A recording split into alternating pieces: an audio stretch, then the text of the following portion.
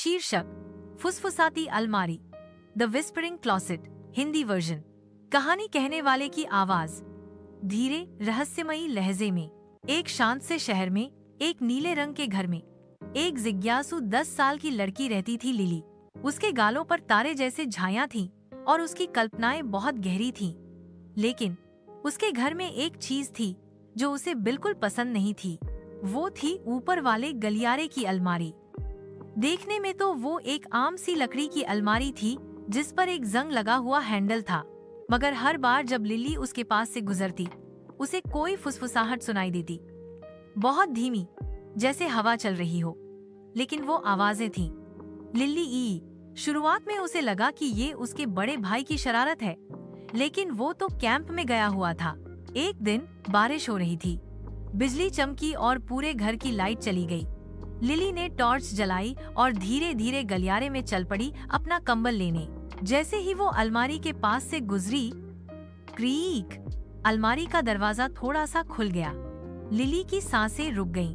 फिर साफ सुनाई दिया, हमारे साथ खेलो। लिली की टॉर्च टिमटिमाई। वो पीछे हट गई, लेकिन तभी अलमारी से कुछ बाहर आया। कोई भूत नहीं, कोई राक्षस नहीं, बस एक पुराना लकड़ी का घूमने वाला खिलौना, एक लकड़ी का लट्टू। वो खुद ब खुद घूमने लगा। फिर एक और फुसफुसाहट, हम अकेले हैं। लिली ने लट्टू उठाया। वो गर्म था, जैसे किसी ने अभी अभी पकड़ा हो।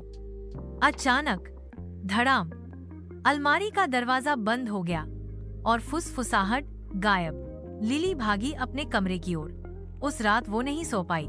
अगली सुबह जब उसने देखा, अलमारी खुली हुई थी।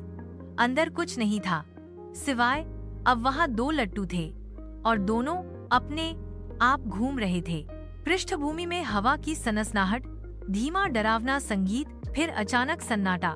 उस दिन के बाद से लिली कभी भी उस अलमारी के पास अकेले नहीं गई और आज तक कोई नहीं जान पाया कि उस दरवाजे के पीछे क्या है।